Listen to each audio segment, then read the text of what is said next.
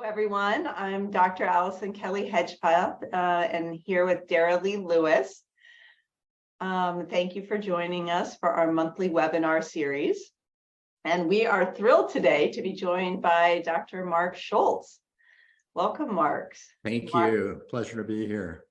Marc is a clinical psychologist, and he is also a professor of psychology at Bryn Mawr and the associate director of the Harvard Study of Adult Development, which we're going to be spending some time talking about today, and co-author of the book, The Good Life, which hopefully many of you have read, and if not, we're going to be jumping in, so it'll be on everybody's reading list for this month.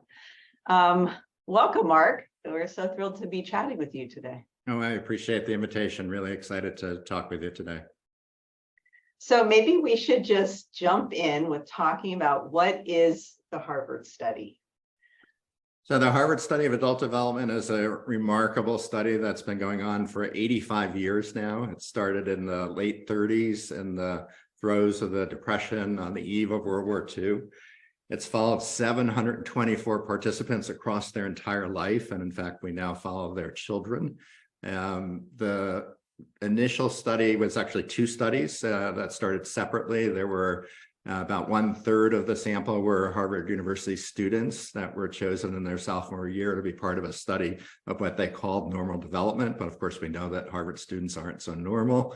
And then across town in Boston, in the poorest neighborhoods of Boston, was another study where 2/3 of the participants came from. And these were young teenagers living in Boston's poorest neighborhoods, typically in tenement buildings, most of them from immigrant families facing real challenges in their lives. Both of these cohorts were followed, as I said, across their entire lives. Their spouses were brought on along the way. Now their children, more than 1,300 of them participate in this study.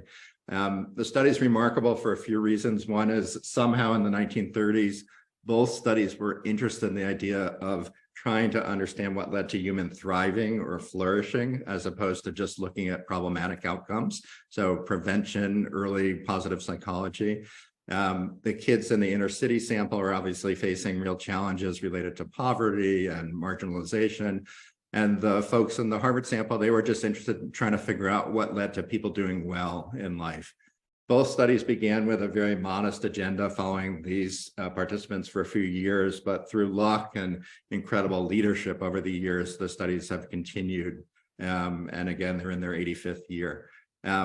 Studies also notable for being interested in trying to understand what goes on in people's heads and their daily experience. So the study began with visits to homes, discussions with parents, observations of the parents with their kids, extensive interviews, lots of poking and prodding and physical exams in the beginning, which we could talk more about, some conventional medical exams and some other crazier ideas like how ticklish the participants were. But lots and lots of data collected over the years, questionnaires regularly, interviews every 10 years or so, medical exams about every 5 years. Then, of course, in the last 20 years, much more modern techniques like brain imaging and blood collections to look at immune levels and epigenetic, or whether genes are turned on and off in people's bodies. Stress tests, not the kind that cardiologists do, but we literally stress people out in our lab and saw how they responded in their bodies and psychologically as well. Observations of them interacting with loved ones, and functional health measures as well that we collect in the lab. So that's the study. It's amazing. I've only been involved for 20 years. So for 65 years, there's been incredible leadership to keep this study going. That is just amazing. And I think to, everybody can think about their own family and realize how much information is lost from generation to generation, right? Like, oh, I don't know. I wish I would have, asked my grandmother or my great grandmother, right? So gosh, what a gift to have this multi-generation wealth of data. So help us understand like how your data collection kind of lends itself to published results, and then maybe how the book was born out of this. Yeah. So it's a study that, again, has taken place over 8 decades. Some of the wisdom of the early period has been proven to be wrong. So I suggested that the folks were examined physically, and I mentioned the tickling study, but they were also examined, for example, the shape of their heads, what we called physiognomy of the brain, of the head. The skull itself was of interest. It was thought to be related to personality. They were interested in the body types that people had, whether they were mesomorphs or ectomorphs. And again, they thought that that might have something to do with temperament and personality and how you coped with things. And there were also, even in the US at that time, some really kind of fascist and racist ideas about certain kinds of body types being associated with kind of more pure Nordic types as maybe having some advantages. So there were things that were done early on that maybe didn't hold up to the test of time. But from the beginning, the study captured people's experience, and they were interested in trying to understand what led to flourishing. So the questionnaires have been useful. The ratings that people did when they went into the homes of these boys in the 1930s have been useful. We've been able to link that to the quality of their relationships in their late 80s. So some of the data is held up, and there's been some consistency in terms of the focus of the study across time, always interested in connections to the community, to other people, interested in trying to understand well-being from a variety of perspectives, physical well-being measured by doctors' visits, by self-reports about how people were doing, functional measures of how they were doing, and also trying to get at emotional well-being in a number of ways. So we don't just ask people how they're feeling, we observe them, we ask their friends, we ask their partners. We've accumulated a lot of data over the years.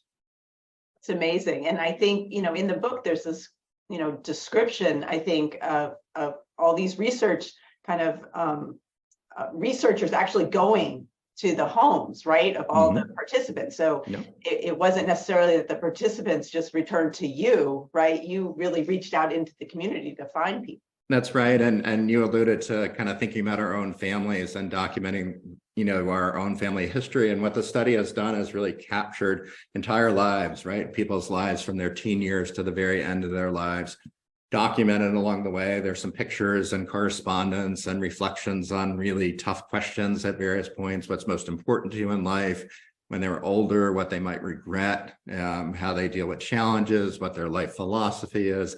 Thousands and thousands of questions that they learned to expect. Some of them even learned to appreciate over time. It was a way to kind of reflect on their experience and check in on sort of where they were at in life. And it's also important to mention, early on especially, there were a kind of connection that the participants made. So we've had 84% retention of the original sample across their lifespan, which is extraordinary for a longitudinal study, let alone one that's gone 8 decades. And that's because the study worked really hard by making these visits, by checking in, by sending birthday cards. So the participants, originally all men, would write to the study and say, I thought you might be interested. I have a new relationship. I'm hopeful about this. Maybe this might be the right person for me. That the study got a lot of that kind of correspondence. I think I also want to say, Allison, up front, because folks in the audience must be wondering, it's a study that's limited by its time and its sample. So it does have 724 participants. Originally, they were all men. Later on, we brought women in. And of course, in the second generation, we have a variety of genders represented, and it's a larger sample. But in the book, we worked hard to bring in hundreds and hundreds of other studies to really think about what are the things that lead to thriving. And those studies come from around the world. They come from different time periods. So the things that I hope we'll talk about really are not just derived from the one study, even though this is a study that has many, many studies in it. No study is ever definitive. We're always looking for support across many studies for that signal that holds true across many different circumstances. So as we're, you're telling us about the Harvard study, right? And you're working to publish ongoing longitudinal data from that, right? You get the spark of the idea of this idea, like, there's broader things to be covered here than just publishing to a scientific community. Exactly. And that's a little bit of a scary thing for most scientists and researchers, that to do research, you have to be very cautious and conservative and talk about the limitations of every study that you do. And that's what my co-author, Bob Waldinger, and collaborator for many years, that's what we do. We publish lots of research in journals. Our colleagues have read it. But we began to realize that there was important information that we were collecting and other people were collecting in similar studies that could be useful to people outside of the academic world. And about 7 or 8 years ago, probably some of the folks in the audience know this, Bob Waldinger actually did a TED Talk, and that TED Talk I got a preview of, and I made the worst prediction I've ever made in my life. I said, Bob, I think this TED Talk might work, actually.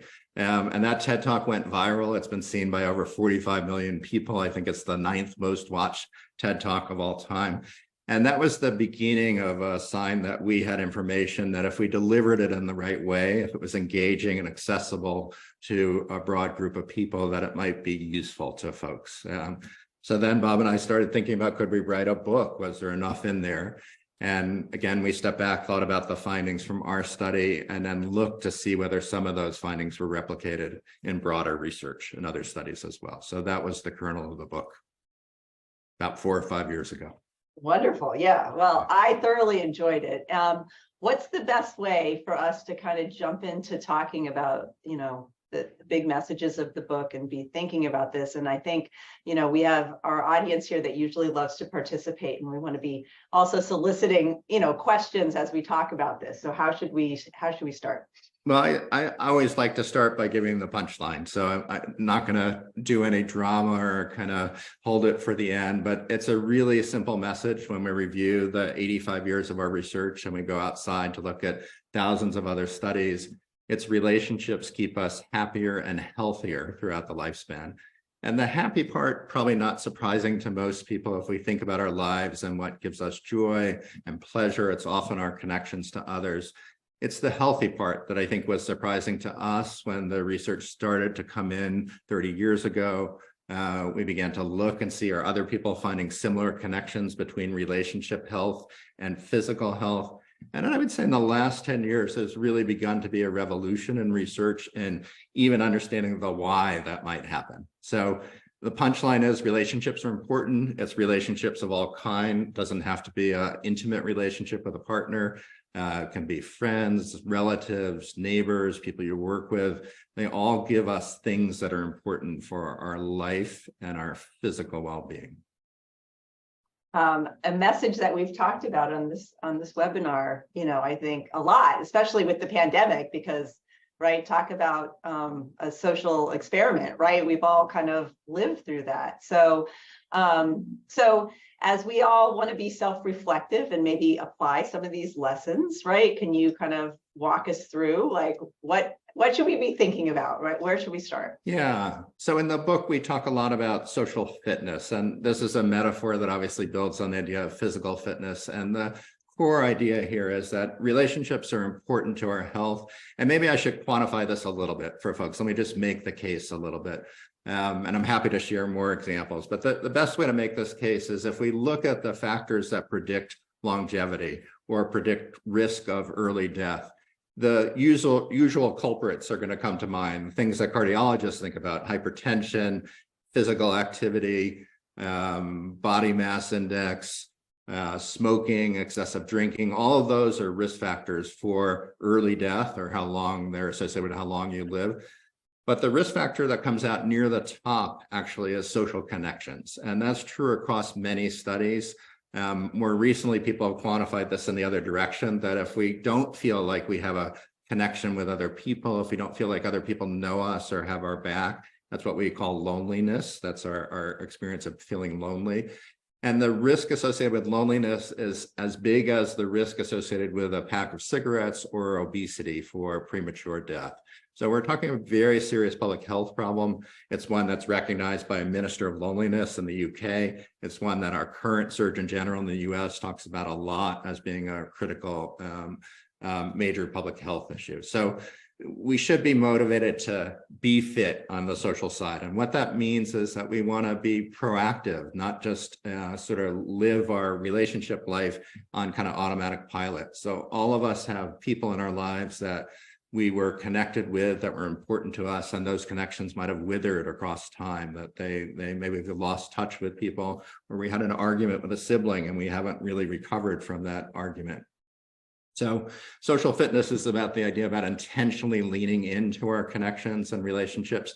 And it begins like any fitness work. We really want to reflect on where we're at in our social fitness. So folks listening can think about, in the book, we have a simple grid, a kind of 2x2 grid. And one dimension is the frequency of contact you have with important people in your life. So you could list the important people that you can think about that are critical to you in your life. How frequently do you see them? And then probably more importantly, do you experience those relationships as uplifting and energizing, or do they feel depleting when you're interacting with that person? And you can make this grid in this 2x2 space with the 4 quadrants and think about how to maximize some of those energizing or uplifting relationships. Maybe it means spending more regular time with someone that you really enjoy, a walk or a activity that you enjoy doing together, but trying to make it regular so that you increase the frequency of that. It also means thinking hard about why some of those relationships are not fulfilling, why they might be depleting. It means turning inward, thinking about your own role in it, and also reaching out and saying, you know, before we had that argument, this was a relationship that was really important to me, and it still is. I'd like to figure out a way to repair that and see if we can move forward.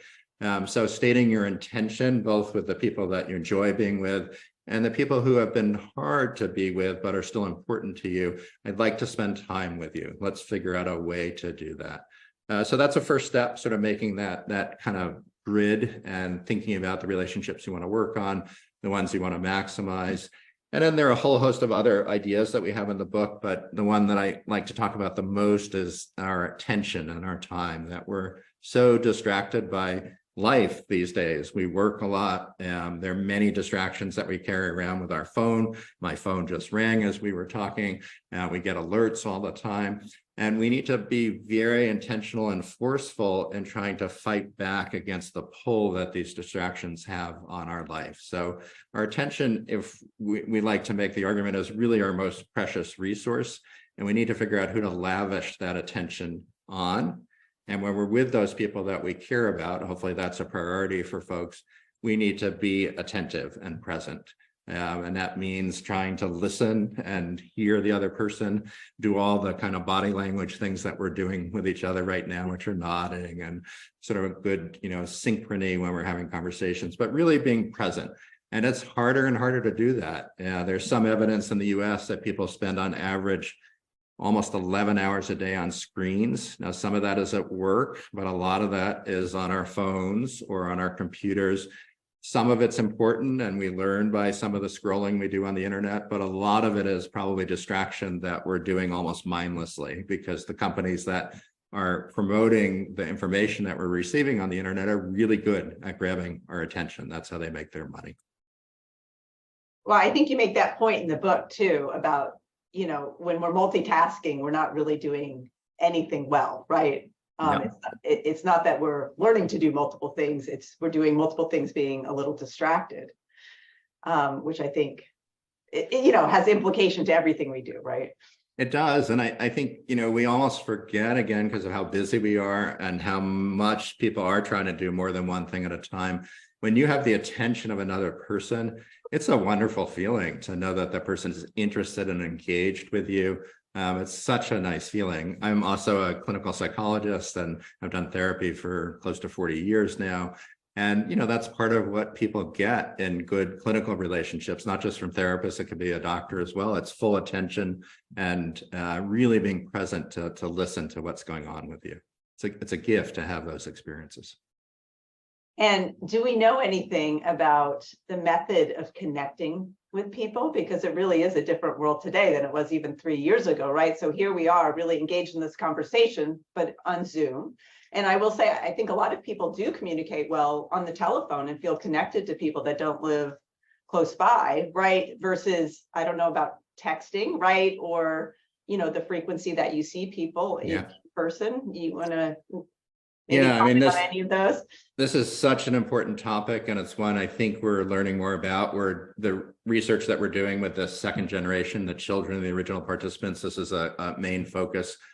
So I want to start by just acknowledging it's not all about the last 3 years, that if we look at the last few decades, we've become more and more isolated. So rates of loneliness have really jumped in the last few decades. And there are probably a few reasons for that. One of the prominent reasons is that we're a very mobile society, that we move far from where we grew up. that that means that we're physically distant from our family members, from our schoolmates that we grew up with. And it's harder to maintain connections as we work harder also in the world, or we have a number of hours that are kind of preoccupied by work and other efforts. So even before the pandemic, these rates of loneliness were spiking. So I think the Minister of Loneliness got started in the UK in 2018, a few years before the pandemic started. The pandemic, really put in sharp relief how much we rely on, depend on, flourish from our connections with others, and also the potential role of technology. So I think you're right, Allison, that technologies can play a very positive part, but they're complicated, right? So phones give us the ability to connect with people. We can instantly text someone and let them know we're thinking about them, or we really enjoyed seeing them earlier.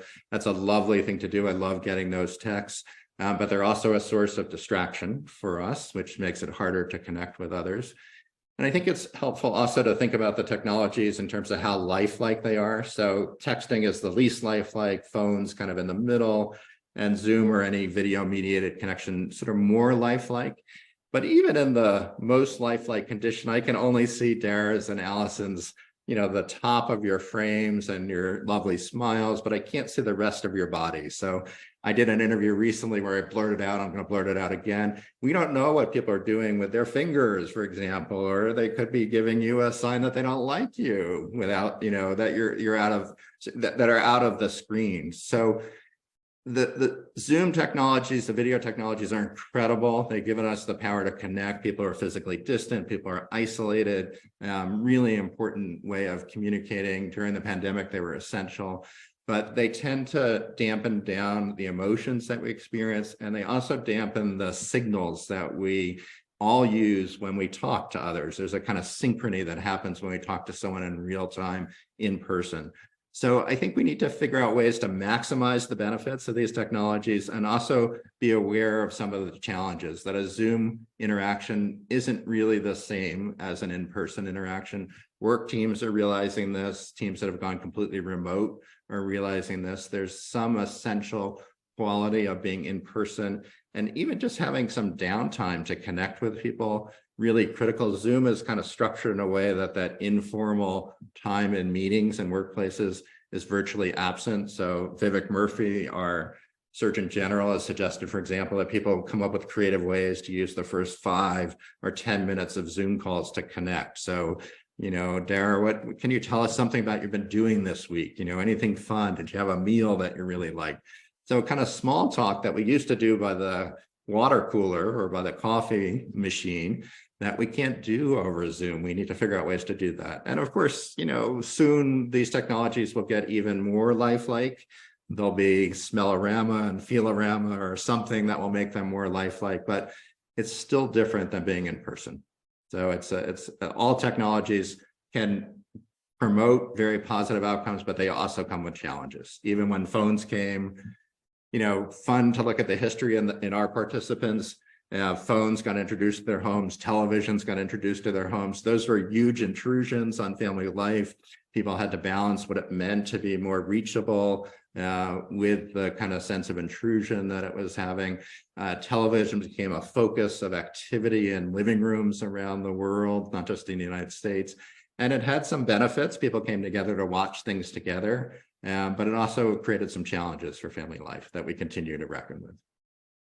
I'm going to read one of the comments, and then I'm also going to ask Dara, if she wants to jump into this discussion too. But the question is, do we know specifically, psychologically or physiologically, in social connections, how it contributes to longevity? Yeah.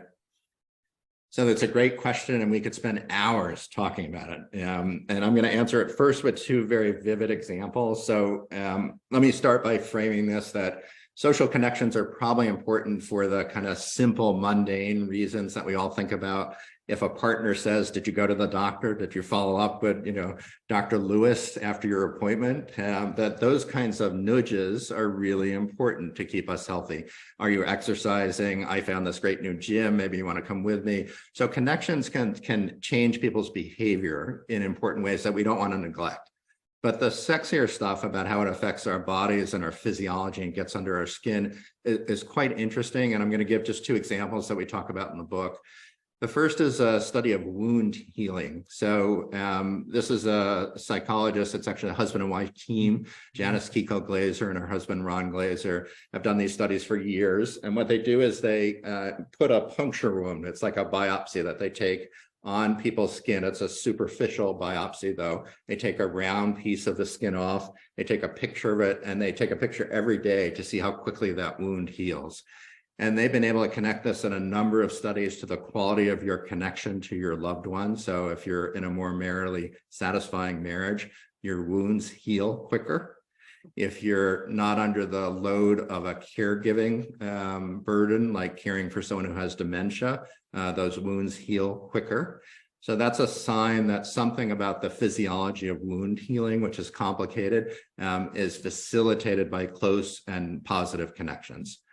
The other study is about how the brain may be affected by close connections. So this was a study done by a man named Jim Cohn, who's at the University of Virginia, and he exposed people. Psychologists do horrible things. This wasn't a biopsy this time. This was skin pricking. This was a pain that people were given, a uniform pain, a standardized pain, and their skin was pricked. And they were in a scanner, so they were looking at their brain activity. And there were two conditions in this study. One condition, people were in the scanner alone, and the other condition, they held the hand of someone.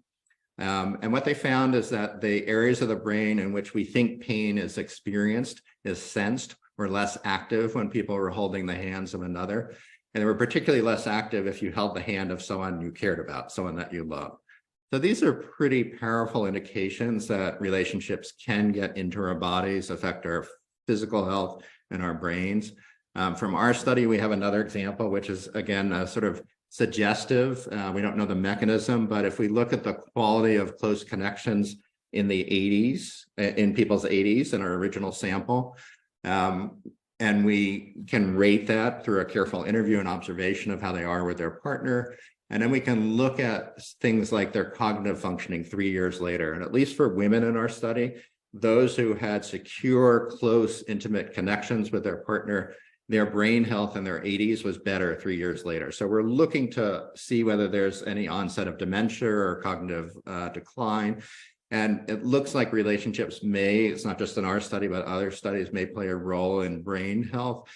And I'd like to suggest a mechanism here, and then I'll come back to more general mechanisms. But one possibility is that if we think about what we do in interactions with others, it's an incredible cognitive challenge. I have to process language. I have to think about what I want to say. I have to begin to read what may be going on between the lines or in body language. And if we do that well, if we're engaged in a relationship in which we do that actively, that's a kind of social fitness that may be helpful to people across time.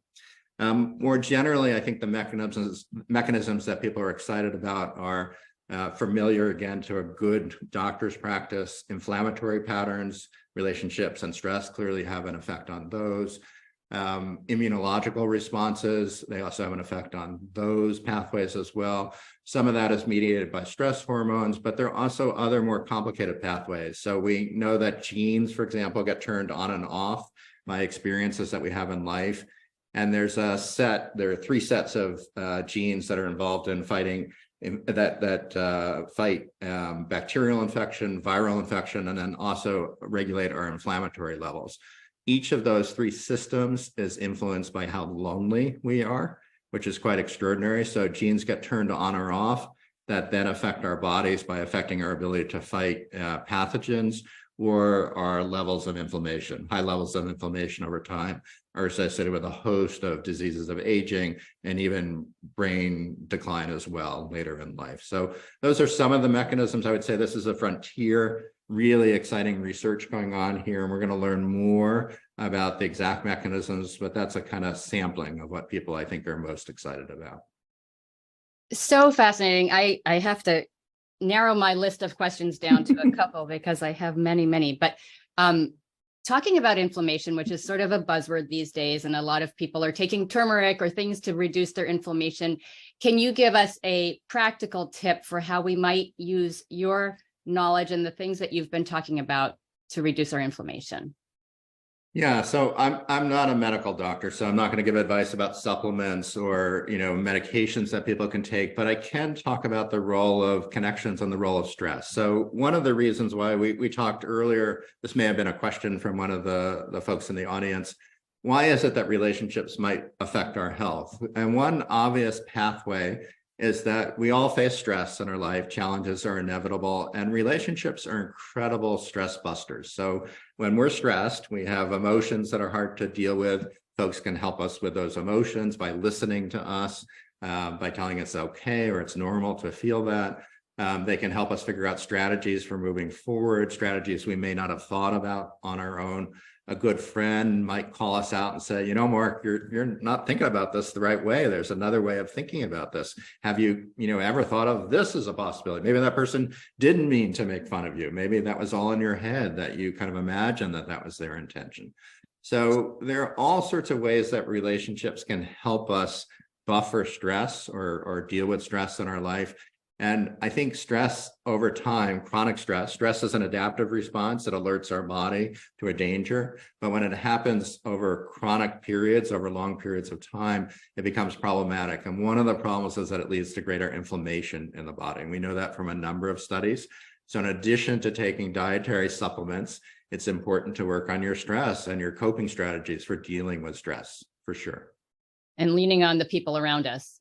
Leaning on the people around us is a critical strategy for coping with stress. We've known this for 40 years now, and ancient wisdom has told us for even longer, but scientists have known this for 40 years, that social support is a critical ingredient in encountering, when we encounter stress. It's critical for our ability to meet that challenge. Now, is that true for everyone? Because there's a question in the chat, and it also reminds me of my husband, who likes nothing better than to disappear into the woods with the dog and comes back in the best mood ever. Whereas other people get their energy from being in a room full of strangers. Yep. Somebody asks, some people don't like small talk. Is that okay? Or if you consider yourself introvert or shy, what's the difference between that, and is loneliness still relevant in that situation? Yeah, these are really important questions, and part of it are the terms get complicated here. So, the rates of loneliness, I may have said this already, are 20 to 50% of the people in the United States report being lonely in a given week. Those are extraordinarily high rates. So that means that people are feeling at a given time that no one really knows who they are, no one really cares about them, no one has your back. That's very different than feeling shy or not liking small talk, right? So what I want to say is, the example you gave with your husband is a great example of people who feel more introverted. They tend to flourish not in big groups, they tend to flourish in small connections or small groups that have important connections with other people. And they need to recharge their batteries. They often need to be alone, walk the dog, go out for, by themselves for a jog, to do stuff alone that allows you to kind of recuperate and feel like you're ready to engage again. But that doesn't mean that you don't need those connections. So one of the things we learned early in the pandemic, I had people in my life who said, this pandemic at the very beginning in March, this seems like the greatest thing that could possibly happen to me. I don't have to go out. I don't have to see people. And then, 2-3 months later, those folks were feeling very isolated and anxious. And it's harder for people who are introverted because you had to really, really be proactive and creative in making connections. So what I want to say is that the role of relationships is critical for almost everyone. I almost want to say it's a universal. Studies suggest that it's critical for everyone. It's like food. We can't live without food in our lives. And maybe connections are similar to food in that way. But the way we engage in those relationships may vary depending on our personality and whether we like small talk or not. One of the things we talk about in the book is the importance of what social scientists call weak ties, our kind of informal connections to people we see in our neighborhood, or the people we might commute to work with, or the person who serves your coffee. It turns out that those relationships give us important jolts of human connection that are pretty important to us. And when I've heard lots of stories now, when people kind of unveil a person who they've had repeated interactions with, maybe it's the barista at the coffee shop, they get to know that person, they get to know, hey, this person's interested in the same sports team that I like. They learn their name, not just the barista calling you out with your name. that they talk about that for hours after that happens, for days. They go home and they tell their partner, I had this amazing conversation with this person I never really knew. So those kinds of interactions are harder for people who might be shy, don't like small talk, but they're really valuable. And everyone has the same worry. There's been a lot of research on this. Everyone says, I won't talk to strangers because they're not going to like me, they're going to reject me. The other fear people have, this is an airplane fear, that, I'm on the plane for 3 or 4 hours and I'm going to have to talk to that person and I won't be able to stop. But most of our interactions, we're not trapped next to a person. Most of it is shorter. There was a great study done at the University of Chicago, people on their commutes to work in Chicago, taking the elevated trains or the buses, they stopped them. Again, psychologists, they stopped them. How you're feeling this morning? What do you usually do on your commute? Everyone said, the only thing I don't usually do is talk to strangers. I read, I take a nap, I zone out, I listen to music or a podcast. They randomly assigned half the people to talk to strangers. They caught them at the end of the commute. And lo and behold, the people who talked to strangers reported their mood was elevated. So this is a finding been repeated in a number of studies. My kids will make fun of me these days. I walk the walk after writing a book like this. I talk to strangers much more than I used to. I love it. And of course, sometimes those conversations get weird, but I get off at the next stop and I never see that person again. Most of the time, they're incredible conversations that make me feel human and connected. It really raises that question of community, right? And how each of us really defines that, right? And I think it's nice to broaden that, right, to the world we really interact in and not just my, group of friends. You spend a lot of time in the book really talking about your work community. Do you want to say a couple words about that? Because there was some really fascinating, statistics there that I was not aware of. Yeah. So, work is such an important part of modern life, right? I mean, it's been an important part of life for a long time. But in our modern era, work is an important source of our identity, source of meaning, even our worth. And many of us spend a large part of our waking hours at work. And the challenge is that some people are lucky enough to work in venues or in settings where they often have connections with others. So I teach at a university and I can talk to students all day long if I want to, and I enjoy that interaction. And my colleagues are just down the hallway. I can engage with them, or at least they used to be pre-COVID. We can come back to that. They're not around as much. And I think that that's a cost, and that's true in lots of settings these days. So work is important. And if we can figure out ways to get connection at work in whatever setting you're doing, so if you're lucky enough to be able to do that with colleagues, but to be brave and think about connections that you're making with customers or patients, even people that are our bosses, we can treat them as people, and we can be brave and figure out ways to talk about things that allow us to learn important things about others. So it's pretty simple. We all want to be seen and heard and understood. And workplaces that allow people to have some identity and presence, and people acknowledge that presence, are workplaces that tend to flourish more and tend to have benefits in terms of people's health and vitality. So I think people need to think more about this, particularly folks in charge need to think about setting conditions in their workplace for people to be seen and heard and understood, and for interactions to be part of what's considered to be essential at work, not just a kind of luxury that you do off the clock. So at the other extreme, people drive long distance trucks to deliver things, or work in warehouses where they can walk miles and not see another person, right? There are warehouses where lights go on when you walk, and you walk for an entire shift of 8 hours and you don't see another light go on.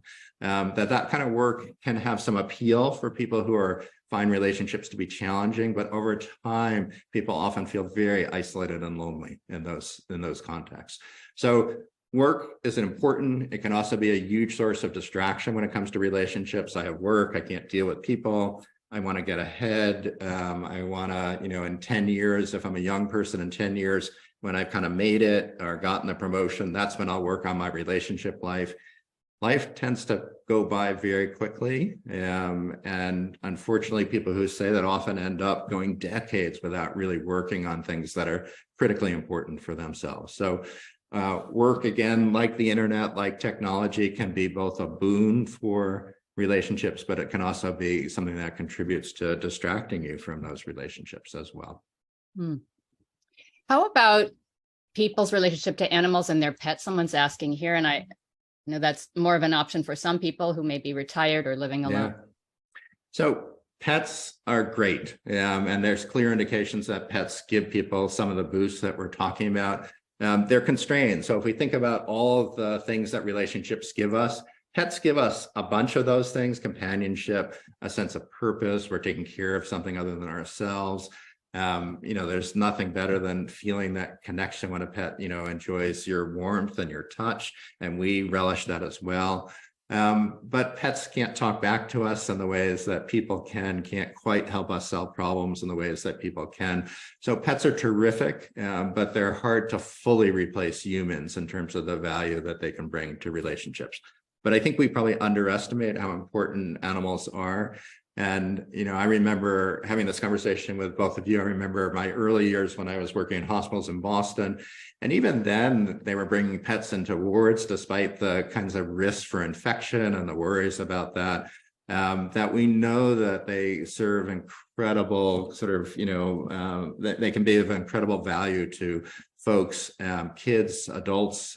So the kind of companionship you get from animals is terrific. Yes, great. So as we're talking about work, I thought maybe this is a good time to talk about work transition, because I do feel in my patients, we hear a lot of stress from work, but then there's also a lot of stress then when you retire and that work community suddenly goes away. Yeah, so I think that's right. That when we think about retirement, I'm 60, so I have friends who are retiring and other friends that are talking about it. It's certainly something I think about. For me, at some point I'll retire. And I think we often tend to think about the loss of meaning that comes from work. So if we've been lucky enough to have a job that brings us some sense of purpose and meaning, and we feel like we're contributing in a positive way to the lives of others, and we've accomplished something, that's a hard thing to give up. And that's what people are often focused on. But I know that for people, one of the hardest parts is the social connections that you lose from work. So going into work every day for a lot of people is a vital part of people's connections with others. It's a place, again, where they've been seen and heard, and they can connect with people outside of their own lives, so they can think about things that aren't just their own experience. So that's a challenge. And the people who do well in retirement are people who find new playmates. And we often find new playmates by leaning into activities that are important to us. So we can give up work, but it doesn't mean that we don't do things that are important and give us a sense of meaning. So volunteering, being a grandparent, or connecting with a relative that you haven't connected with in a way, being a mentor, doing things that are important to you can be a great way to meet new people. And that's how we make friends, is to repeatedly engage with people in activities.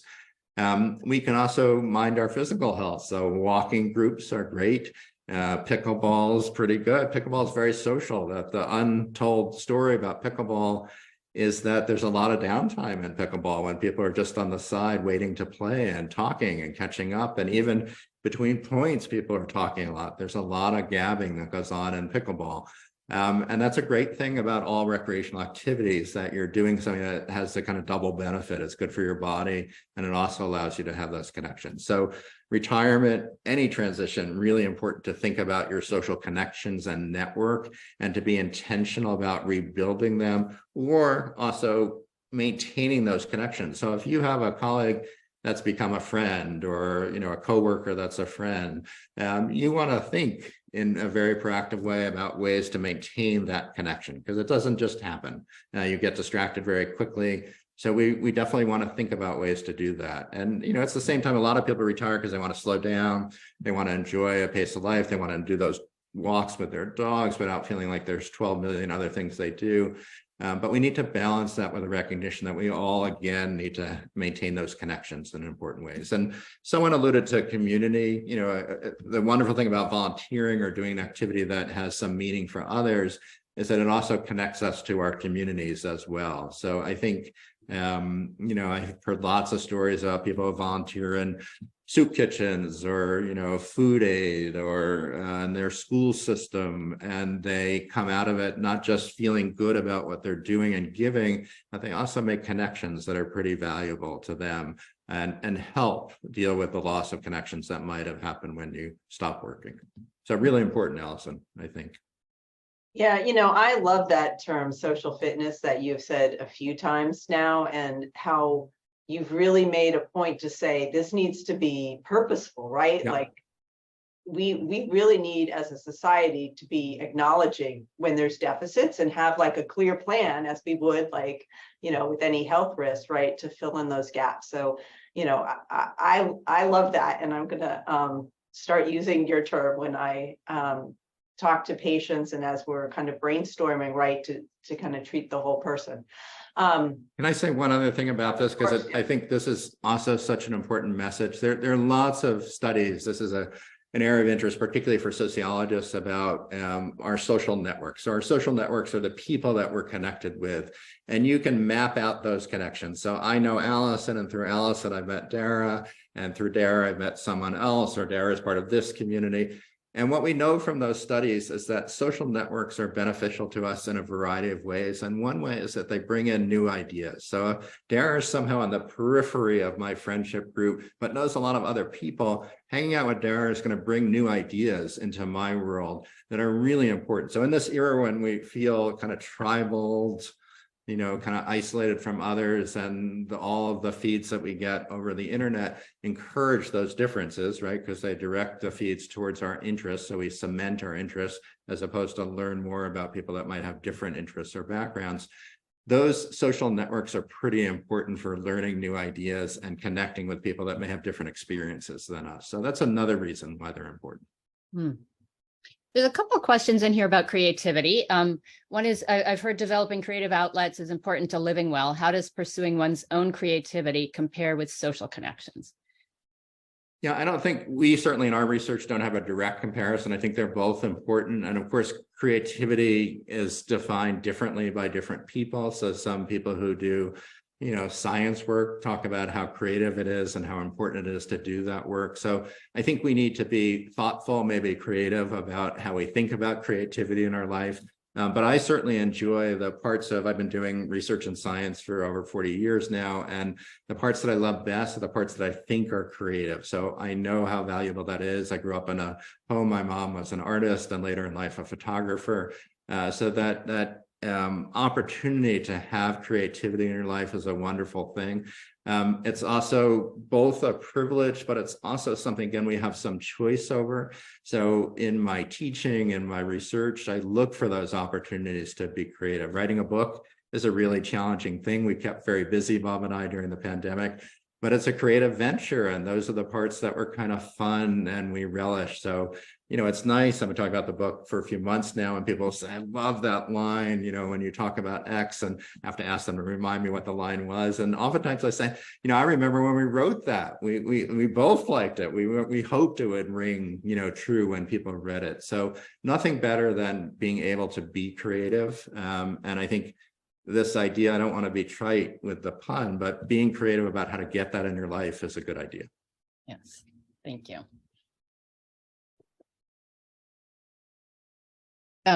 Okay, cool. There's a question here about how has COVID affected social connections within your study group? And then a related one, just maybe you can tag onto that a lot of therapists, because of COVID, are still doing virtual meetings with their clients. And do you think that's as good or not? Yeah, both are really good questions. The first one's easier for me to answer, but I'm going to try and take on both. So we're studying this question. We're currently collecting data from more than 1,300 of the children of the original participants. And a main focus is on, we happen to collect data before the pandemic started, so we got lucky. We're trying to look at changes from before the pandemic to now. And we're asking people a lot about how they coped with the pandemic, how particularly they coped with social isolation, what technologies they used, how they went about using them. So we're trying to get a pretty strong picture of what transpired over the last 3 years, and hopefully we'll have enough data soon that we'll be able to answer those questions. We're not the only ones trying to address this question, so really important. And I think, people had different experiences during the pandemic, but the pandemic was challenging for lots of people. And I would say, help people recognize again how important these relationships are. And even I remember I have a son who's a physics guy. He was a physics major in college, and his sophomore year was when the pandemic hit, and he came home during spring break, as lots of young adults did. And when he went back to school, he was lucky. He got to go back to school in the following fall. He said he lived with us for a while, so he was excited about being back in school. And one of the things he said, which I loved, to the child of two psychologists, but a physicist, he said, one of the amazing things is being in a room with other people in which you can see their whole bodies and you can just feel their presence. It's very different than doing this over Zoom. So I think we want to understand that some more. There's another area that I'm particularly interested in, which is for young people who are already depending on technologies for a lot of their communication with their peers. They spent 3 years depending on that to an extraordinary degree. And if we think about adolescence in particular as being a formative period, I'm sort of curious to follow this cohort of adolescents forward and see how they manage emotions and conflict, how they deal with differences of opinion in real time with other people. I think these are critical questions as we try and figure out what it is about technologies that work or don't work. Remind me, Dara, the second question I said was harder. About therapists seeing their clients. Yeah. So my wife is a clinician. I'm a clinician too, but my wife is much more active, has many more clients, and she has a kind of mix now of in-person clients and folks that are doing this remotely. I think clearly there's some benefits for folks. My wife is far more articulate about this than I am. What she would say is, for some people, the barrier to get into therapy is a little lower when you can do it remotely. You save on commute time. It's a little less intimate in a certain way that people feel like they have a little more control if they're remote. So maybe there are different folks coming into therapy. That might be a good thing. And I think, it's incredible when people have a busy life and they can't fit it in. So those are virtues. Therapy, of course, clinical, psychotherapy, different kinds of therapies, the ones that are more interpersonal. I think there are probably challenges that are created by doing it completely on Zoom. It's not an area where I'm doing research, so this is just speculation on my part, but it's going to be different. And I suspect we're going to be learning more about that as people do research in that area. Thank you. So there are a couple of questions about relationships. One we haven't talked much about is about sibling relationships. Mm-hmm. Any pearls to share with us from your studies? Yeah, so we have research that suggests that sibling relationships are important, and they can be important later in life. So the relationships you had as kids can be important. The relationships that you continue to have with siblings as you're adults, which can be very complicated because of the patterns you developed when you were kids, and now you're adults and you're each grown up and have maturity. Those relationships can be important. What I want to say is that we're kind of lucky to be in a time where it's not just our intimate other, it's not just our kids or our parents, if they live with us, that we can be connected to, that we're mobile enough and there are enough technologies that move us around and connect us, that we have, a broad swath of relationships that can be valuable to us. And siblings are certainly important. What's unique about siblings is probably similar to an old friend, that those are folks that we've lived through important times with, and our identities are formed by our experiences. So, I've had conversations with, I have 3 sibs, with each of them. Do you remember when Dad did this? Was your experience of it the same as mine? Or, do you think our parents were particularly happy during this period of our life? And that's a kind of way of checking in to see whether their reality is similar to yours or not. And we know from research, it's rare that siblings have the same shared reality about their family experiences. But that opportunity to have that discussion is really important. I just lost yesterday an uncle who's in his 80s, who's been struggling with Parkinson's. I'm going to go to a funeral tomorrow. And, it was natural to connect with cousins and siblings and talk about my uncle. And I'm looking forward to that part of the experience tomorrow when we have the funeral. These are folks that I've already lived important parts of my life with this particular man, and being able to connect with them in that way around a death, a loss like that, important. So yeah, siblings can be important, and they can also be challenging, because older siblings need to recognize that younger siblings have grown up. They're not the same. The roles we played in our families can, continue to play an important influence as we get older, and they can be challenging. This is coming from an older sib. I'm the oldest in my family. So. And this other question is a nice segue with what you just said. How do the happiest people respond to life's challenges? Yeah, so such loss an of important loved question. ones and divorce and yeah, so everyone has challenges, right? That's one of the lessons from a study following people across 85 years. We expected the kids that were growing up in inner city Boston to have lots of challenges, and they did. But the 1/3 of the sample that was from Harvard also had lots of challenges. And in fact, when we looked carefully at their childhoods, they had challenges growing up in their families. They might have had a little more privilege than the Boston inner city kids, but we all experienced challenges, some expected, some not. So the key is how we meet those challenges. And I would say this is a study that's taught us a lot over the years, even before Bob and I got involved.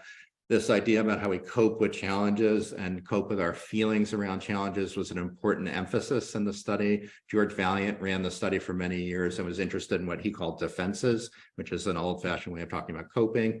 And the overall lesson is leaning into challenges is really important. So if we can be realistic about the challenges that we're facing, not deny them, not distort the challenges, then we have the opportunity to access support from others. That's one of the keys.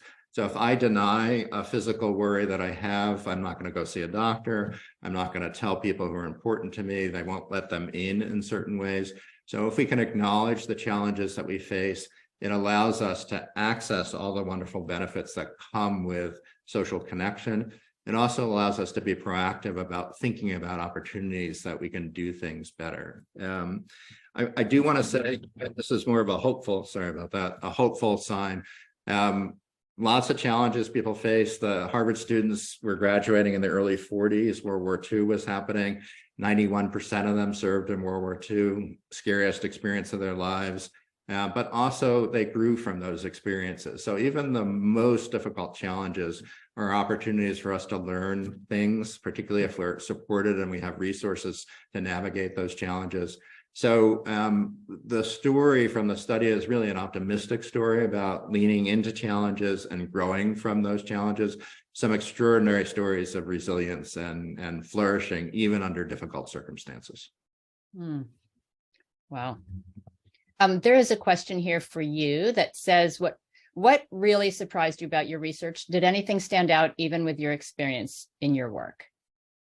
Yeah, there are lots of surprises along the way. And, I'd say the big one is one I alluded to before, when we started finding consistently across studies that, the strength of your connection with your partner predicted the quality of your aging, both your physical health and your mental health in your 80s. That midlife quality of relationship predicted things 30 years later.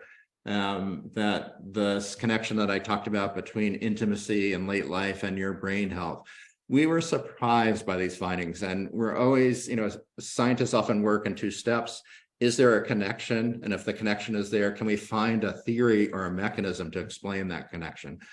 So we found these connections. The first thing was to see, is it a freak of the study? Is it something unusual about these participants? No, there are lots of other studies that are showing the same thing.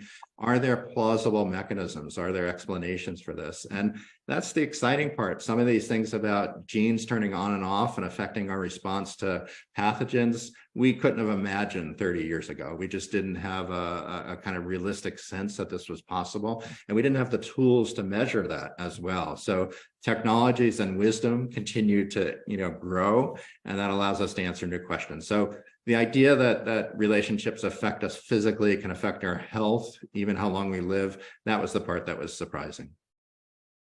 And that is a great sentence to end on, right? Because I think this has been a really positive discussion, and I think there's really tangible take homes, right, to how we're living. And I think we're all trying to be so purposeful, right, to plan to live our best lives, that this is really a key component. So for both Dara and I, thank you so much, Marc, for taking time from your busy schedule to talk to us and our patients today. This has been so valuable, and we really are so appreciative of the work you've had done. And for everybody joining us, I hope if you haven't read the book, you will get The Good Life, because really has some wonderful pearls.